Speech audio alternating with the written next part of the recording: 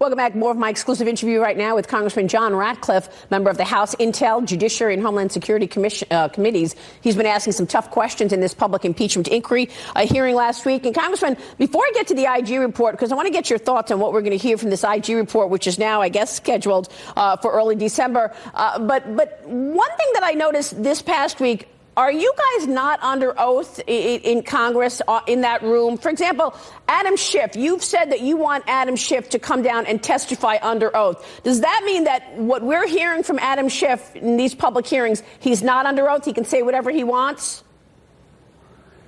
Yeah, he's not sworn in as a witness as we preside over these hearings, or he presides over these hearings. Much of what he is saying to the American people is just not true. And I know it's not true. We know that it's not true. We'd like him to testify. I think Congressman Collins is going to ask for that when the House Intelligence Committee sends a report to the Judiciary Committee. Right. I doubt that Chairman Nadler is going to allow that. This, okay, as you use the word, railroaded this through.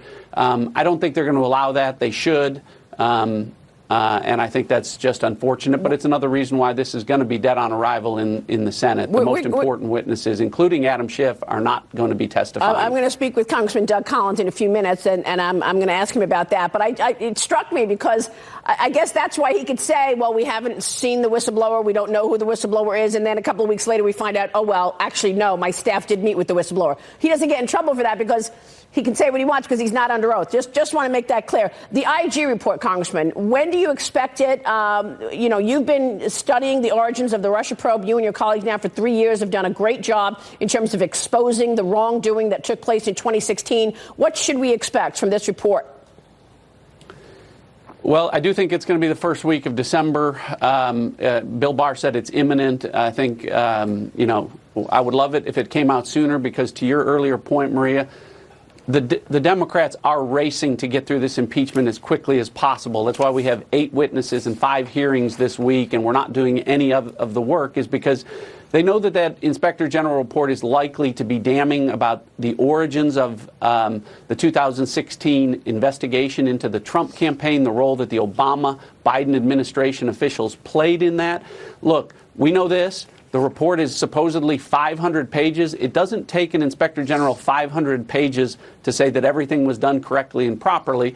And I can't tell you everything that's in there, but what I can tell you is that I know that the Inspector General is going to have to find that there were things that were done wrong, that there was exculpatory information that wasn't provided to the FISA court. And I think it's going to be an indictment of Adam Schiff, who has written his own FISA rebuttal memo, if you remember, back in January of 2018, saying, how dare Republicans criticize people like Peter Strzok and Lisa Page and Andy McCabe and Bruce Orr, who have done nothing wrong. I think that the IG report's going to find that there were problems in the FISA application process, and they don't want that to come out until after they've impeached the president. Wow. In fact, you've got a letter here from Adam Schiff to Devin Nunes, the ranking member on Intel, saying, look, we want all of these hearings specifically to be only about the Ukraine phone call. We don't want anything about Hunter Biden, and we don't want anything about any, he writes, quote, debunked interference into the 2016 election. Debunked.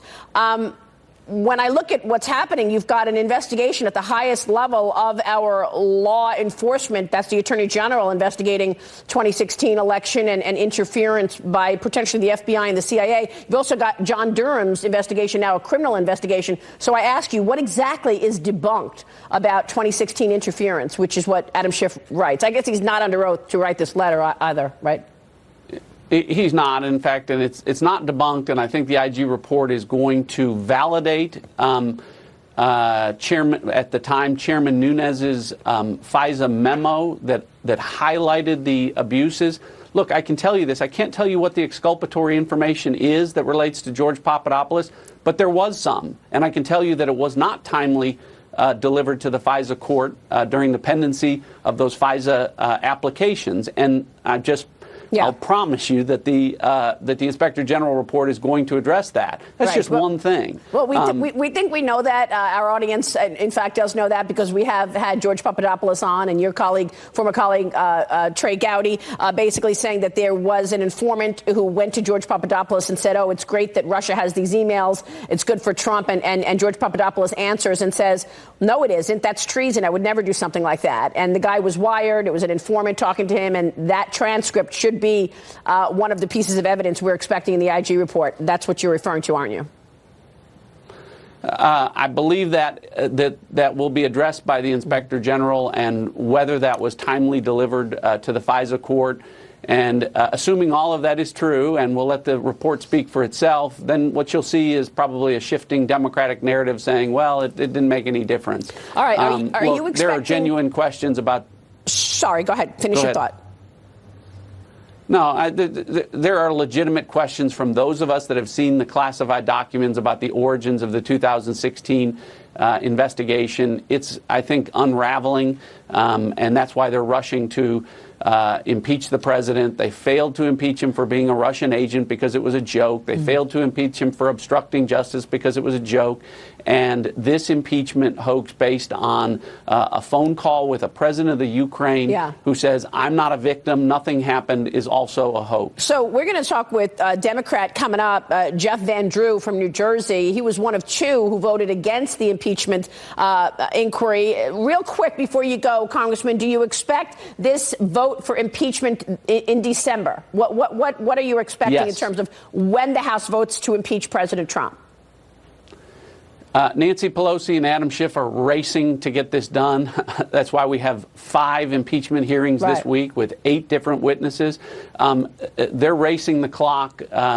They want to get this done before information that comes out that damages the Obama-Biden administration and their efforts to frame Donald Trump come out in the IG report or from John Durham's criminal investigation into those very same issues. All right. We will be watching. Congressman, it's good to see you this morning. Thanks very much. And I think you guys only have 14 legislative sessions left in the year, so not sure anything else gets done there. The ranking Republican on the House